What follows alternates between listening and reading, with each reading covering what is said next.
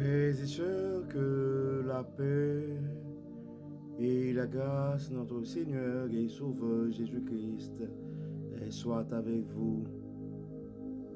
Ici est le WH Redemption Ministries pour notre dévotion matinale pour la journée du lundi 12 février 2024. Toujours dans la mission, dans le souci de vous aider à vous réveiller avec Dieu pour une journée remplie de sa faveur, une année chargée de sa bonté et une vie remplie, comblée de ses bénédictions sur plusieurs générations. Bienvenue à notre dévotion matinale, mon frère. Bienvenue à notre dévotion matinale, ma sœur. Que le nom de l'Éternel soit béni.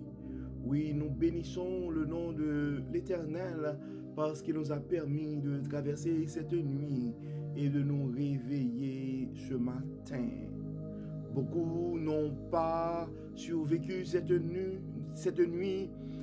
Beaucoup ne se sont pas réveillés ce matin. Mais gloire soit rendue à Dieu.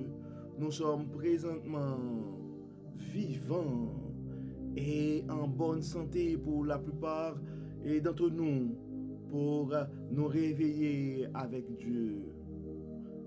Donc ce matin, frères et sœurs, Dieu a un message d'espoir pour l'un de ses enfants bien-aimés, comme il l'avait dit, comme le prophète l'avait dit pour Anne.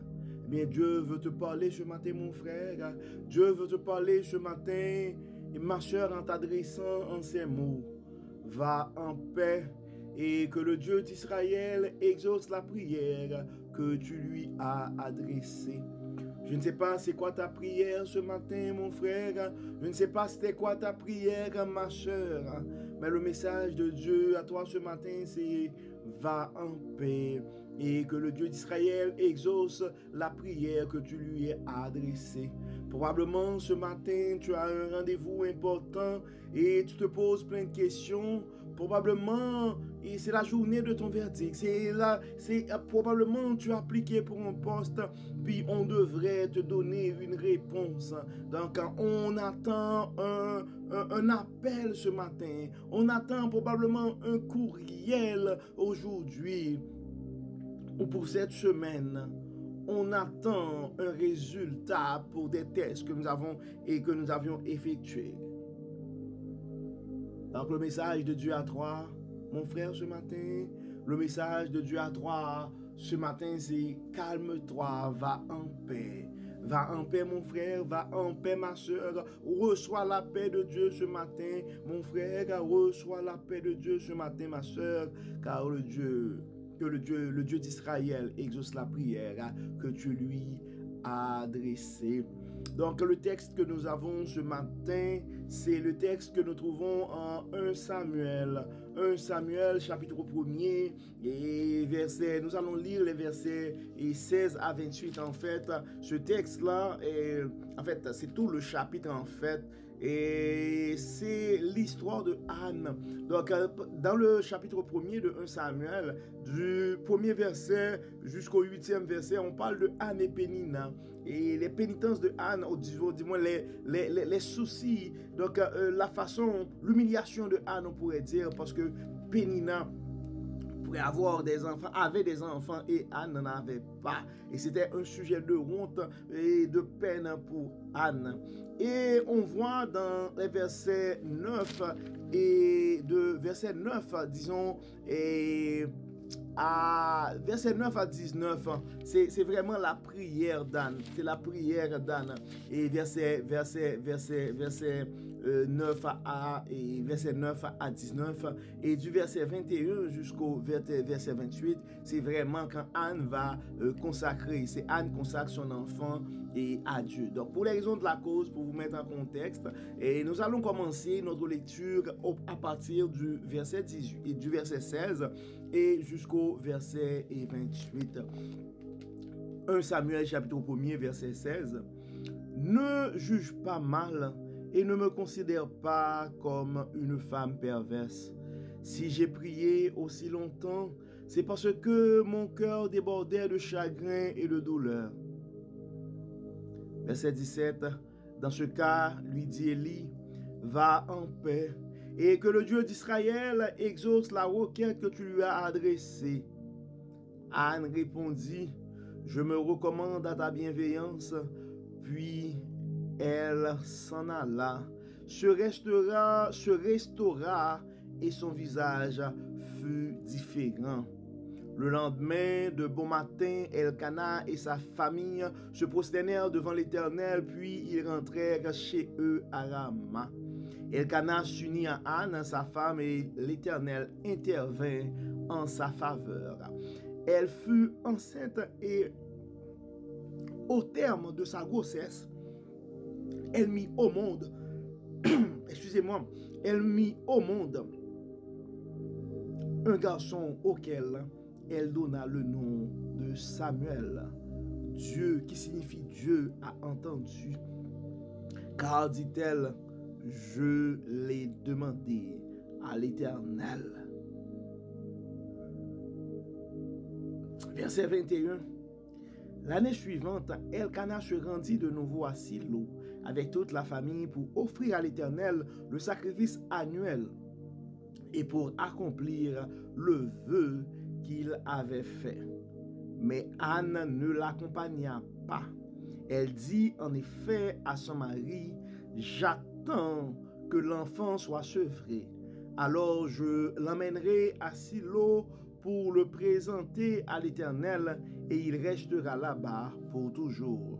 Son mari lui dit, fais comme tu le juges bon et attends de l'avoir sevré. Que la promesse de l'Éternel se réalise. Anne resta donc à la maison pour allaiter son enfant jusqu'à ce qu'il soit sevré. À ce moment-là, elle l'emmena avec elle au sanctuaire de l'Éternel à Silo en apportant un taureau de 3 ans, 10 kg de farine et une outre de vin. Le garçon était encore tout jeune. Ils offrirent le taureau en sacrifice et présentèrent l'enfant à Élie. Anne lui dit, excuse-moi, mon Seigneur, aussi vrai que tu vis, mon Seigneur, je suis cette femme qui se tenait près de toi ici même pour prier l'Éternel. C'était pour obtenir cet enfant que je priais, et l'Éternel m'a accordé ce que je lui demandais. À mon tour, je veux le consacrer à l'Éternel pour toute sa vie. Il lui sera consacré. Là-dessus, ils se prosternèrent là devant l'Éternel.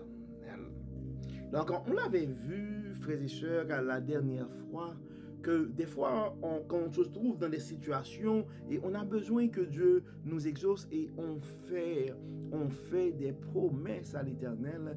Et le conseil qui nous a été donné, ce serait de faire attention parce que quand on fait des promesses à l'Éternel, on devrait s'assurer que ces promesses-là soient respectées, soient honorées en fait. Donc, si on regarde, dans le texte qu'on regarde aujourd'hui, il y a certains points, quelques petits points qui a quand même attiré mon attention que j'aimerais partager avec vous. Et ensuite, comme d'habitude, nous allons faire notre prière parce que probablement, il y a des frères et sœurs qui attendent un secours présentement et nous avons tous besoin d'une prière.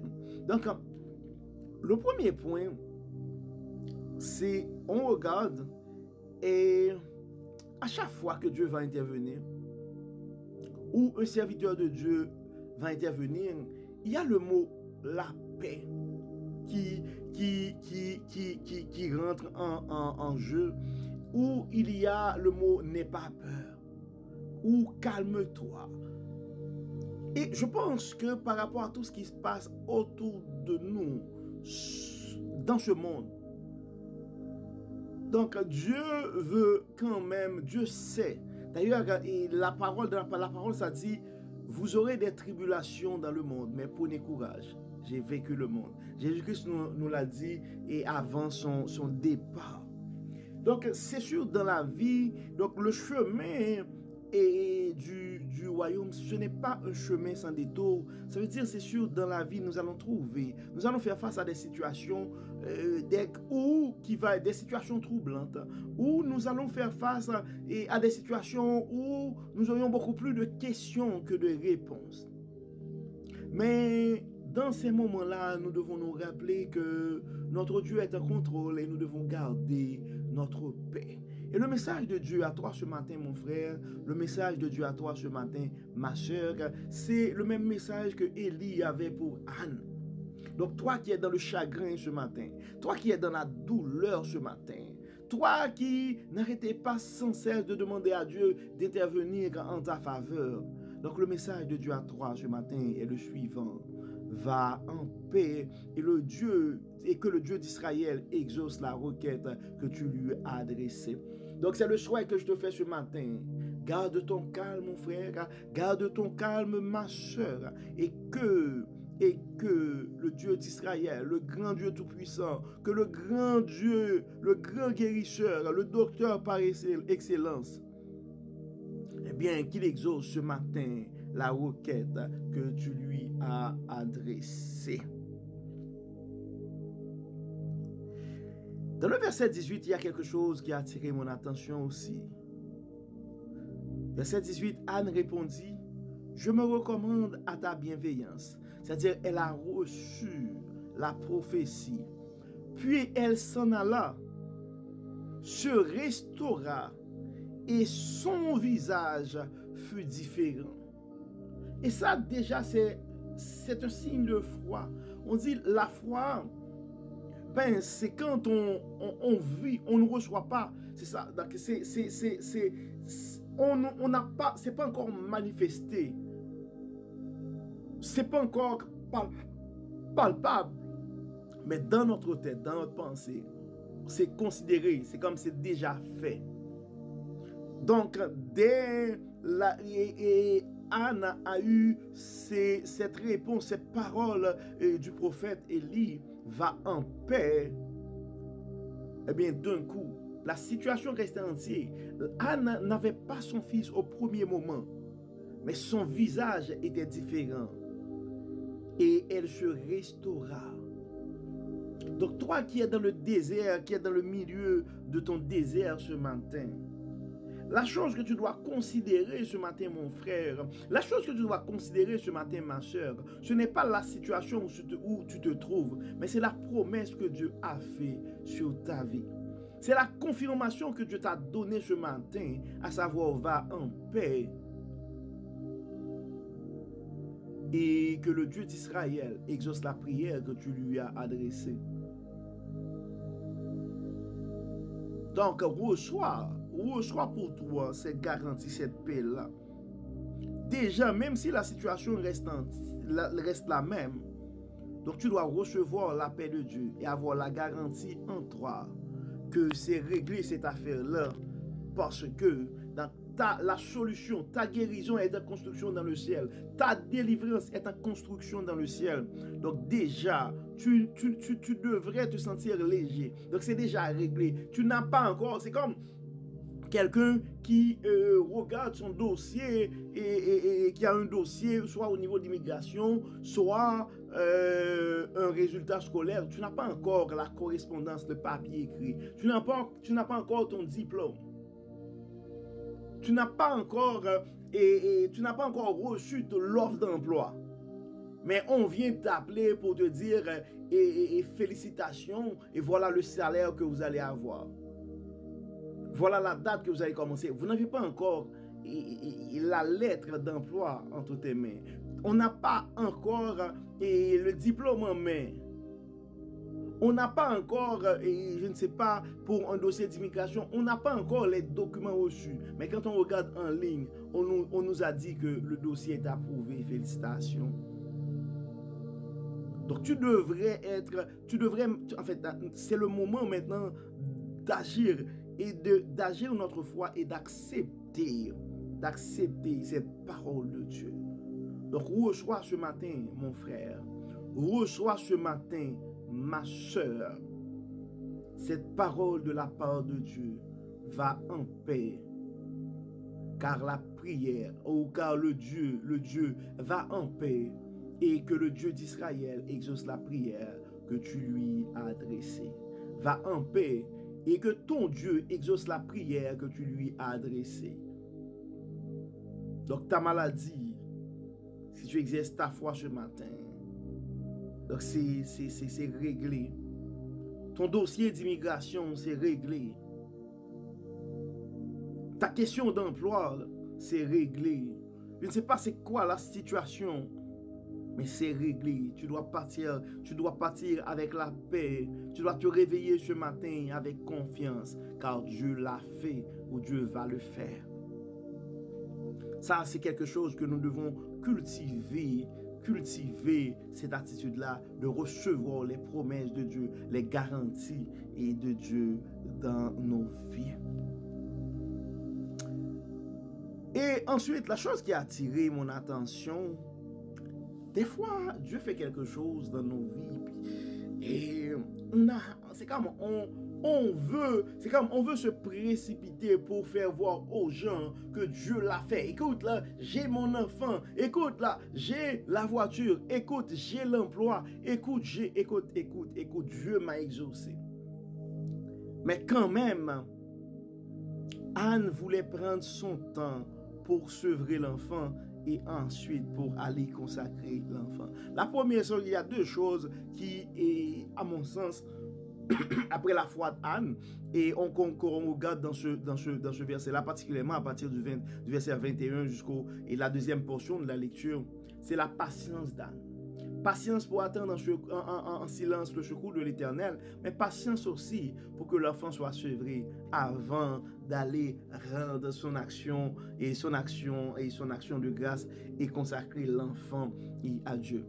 Et l'autre chose que on pourrait regarder dans le cas d'Anne, mais c'est juste son premier enfant. Donc tu n'en avais pas, Dieu t'a donné un. Donc généralement, des fois on a tendance dans la vie, c'est juste un enfant, Dieu, si tu me donnes un second enfant, je vais le consacrer à 30, mais c'est juste mon seul enfant. Et des fois on le fait particulièrement en termes en question, et nous sommes en fait coupables, et à un niveau ou à un autre, souvent dans ça. On avait besoin d'un emploi, et puis on vient de trouver de l'emploi, et quand on était en chômage, on dit Dieu, si jamais tu me donnes cet emploi, je vais payer ma dîme, et comme ça doit, je vais donner 10% comme d'habitude. Et une fois la première paye, ça arrive, on commence à voir, écoute, j'avais des dettes, j'ai la carte de crédit, j'ai ça, et on commence à réfléchir. Et si jamais j'ai une augmentation, si jamais, quand je vais payer ma dette, je vais commencer à être régulier dans mes promesses avec Dieu.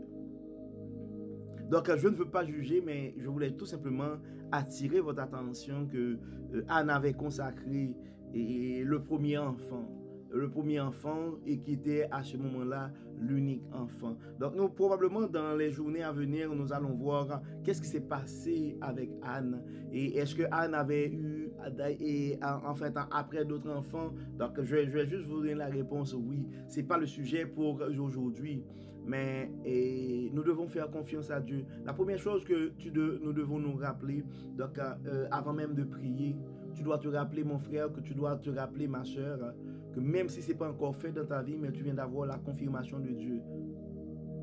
La parole de Dieu te dit ce matin, va en paix, et que le Dieu d'Israël exauce la prière que tu lui as adressée. Et une fois que tu reçois cette parole, tu dois prendre cette parole pour acquis et attendre la manifestation de la promesse de Dieu dans ta vie. Autre chose, ta promesse à Dieu ce matin, assure-toi quand ça va être exaucé, de respecter ta promesse avec Dieu. Et l'autre chose que nous devons essayer de cultiver, ça c'est vraiment la sagesse. Des fois, nous devons être patients. Non, on se précipite des fois trop pour célébrer, non seulement pour célébrer, pour rendre gloire trop tôt. Des fois, Dieu l'a fait, mais on doit garder notre calme et avant de commencer à faire l'action de grâce publique. Donc, ne pas précipiter les choses. Nous devons toujours avoir un cœur reconnaissant. Mais des fois, il faut donner autant du temps. Il faut prendre son temps pour faire les choses au temps convenable. Donc maintenant, nous allons prier, et frères et sœurs, nous allons prier comme d'habitude. C'est le moment d'agir ta foi. C'est le moment d'agir ta foi, mon frère. C'est le moment d'agir ta foi, et ma sœur. C'est le moment de croire que le Dieu que nous servons, c'est un Dieu d'impossible. C'est le Dieu de l'impossible. Dieu Tout-Puissant, grand architecte de l'univers, nous te disons merci. Merci pour ton amour, merci pour cette parole d'espoir, merci pour cette garantie de ce matin. Merci Seigneur d'avoir écouté nos prières. Dieu Clément, nous savons que nous sommes pécheurs. Nous savons Seigneur que nous avons fait ce qui est mal à tes yeux. Et nous sommes conscients, malgré la parole, malgré des garanties, malgré des signes, Seigneur, que tu nous donnes de plusieurs manières. Mais des fois, le doute est toujours là. C'est pourquoi nous te demandons, Seigneur, d'intervenir, de chasser en nous tout ce qui est doute, de chasser en nous tout ce qui est peur, et permet, Seigneur, que nous puissions recevoir ce matin ta paix. Permet, Seigneur, que nous puissions recevoir et la réalisation de tes promesses dans nos vies. Permet, Seigneur, qu'on puisse recevoir ta promesse ce matin. Permet, Seigneur, que cette prophétie dans notre vie, qu'on puisse l'accepter et vivre déjà les résultats, de vivre déjà la réalisation, même si ce n'est pas encore palpable. Mais nous devons croire et attendre en silence ton secours. Dieu clément, Dieu de toute bonté, il y a de nos frères et sœurs présentement qui sont en difficulté. Et nous te demandons, Seigneur, d'intervenir en leur faveur. Dieu de toute puissance, Dieu de toute bonté. Beaucoup de nos frères et sœurs ont beaucoup de projets et regardent l'ampleur de leurs projets et regardent d'un côté et de l'autre côté, regardent les ressources, les moyens et se posent plein de questions. Nous demandons, Seigneur, de les assister, de les garder et de pouvoir à leurs besoins. Beaucoup de nos enfants, Seigneur, présentement, ont des rêves, des projets dans la vie. Probablement, certains d'entre eux, comme Anne, manifestent le désir d'avoir un enfant. Et jusqu'à date, rien ne marche. Toi, le Dieu de toute bonté, toi, le Dieu de toute miséricorde, nous te demandons de bénir ses entrailles. Nous te demandons, Seigneur, de bénir ses familles. Nous te demandons, Seigneur, de manifester ta toute puissance dans la vie de ces couples. D'autres, Seigneur, ont probablement d'autres projets, comme des projets pour se mettre en couple, des projets de mariage. Et tu connais, Seigneur, et leur cœur, tu connais les désirs de leur cœur. Nous te demandons, Dieu clément, Dieu de bonté, d'intervenir dans leur vie, d'intervenir dans leurs relations, d'intervenir, Seigneur, dans leurs finances, d'intervenir, Seigneur, dans leur situation. Toi, le Dieu de toute richesse, pour voir à leurs besoins. Comble les désirs de leur cœur selon ta richesse, ta générosité et ta bonté. Dieu de toute puissance, il y a aussi des parents présentement leur peine, c'est parce que tu leur as donné un fils et leur désir, ce serait que ce fils-là devrait être un serviteur et cette fille-là devrait être une servante dans ta vigne. Et présentement, ces parents regardent avec peine et leurs enfants qui sont en train d'abandonner ou qui ont même déjà abandonné le chemin du royaume. Toi, le Dieu de toute puissance, toi qui as le pouvoir, toi seul qui as le pouvoir sur l'esprit humain, nous te demandons, Seigneur, à ces familles, à ces parents qui sont angoissés, à ces parents qui sont dévastés, à ces parents qui sont inquiets, d'intervenir et de les faire grâce, Seigneur Dieu Tout-Puissant, comme tu l'as fait pour l'enfant prodigue. Permets, Seigneur, que ces enfants reviennent. Permets, Seigneur, que ces enfants reviennent et reprennent leur parcours sur le chemin du royaume. Dieu de clément, Dieu clément, Dieu de bonté, Dieu de toute miséricorde. Beaucoup de nos frères et sœurs aussi, un accident de parcours et fait en sorte que ces gens-là se détournent du chemin du royaume. Toi, le Dieu de toute bonté, toi, le Dieu de toute miséricorde, d'enlever en ces frères et sœurs tout esprit de culpabilité et comme l'enfant prodigue, aide à ces enfants-là. Aide, Seigneur, à ces jeunes femmes et à ces jeunes hommes et de comprendre que tu es le Dieu de toute bonté, tu es le Dieu de toute miséricorde et leur place est sur le chemin du royaume, Seigneur. Donne-leur le courage de pouvoir retourner sur le chemin du royaume et prendre leur place convenablement. Dieu de bonté, Dieu de miséricorde, toi qui es le grand guérisseur à tous nos malades ce matin, ceux qui sont malades physiquement, ceux qui sont malades dans leur âme, dans leur esprit, nous demandons d'intervenir, Seigneur, que ce soit pour des problèmes de santé physique, pour des problèmes de santé mentale, nous demandons, Seigneur, d'intervenir et faire nos grâces. Dieu clément, Dieu de bonté, nous savons que nous sommes pécheurs, mais nous savons aussi que tu es un Dieu bon, un Dieu miséricordieux et compatissant. Pardonne nos péchés, Seigneur, et exauce-nous au nom de Jésus. Amen. Amen. Frères et sœurs, nous arrivons au terme de notre méditation, de notre dévotion de ce matin, notre dévotion pour la journée du lundi 12 février 2024. Nous espérons que votre âme a été bénie et d'ici là, nous vous souhaitons une très belle journée de lundi sous le regard du Dieu Tout-Puissant. Que le Seigneur nous garde, que le Seigneur nous protège, qu'il nous accorde sa paix et que nos prières soient exaucées au nom de Jésus. Amen. Amen. Encore une fois, bon lundi, bonne semaine, frères et sœurs, et on se donne rendez-vous demain mercredi pour une nouvelle édition de notre dévotion matinale. Que le Seigneur nous protège, que le Seigneur nous garde, qu'il nous accorde sa paix. Bye bye et à demain.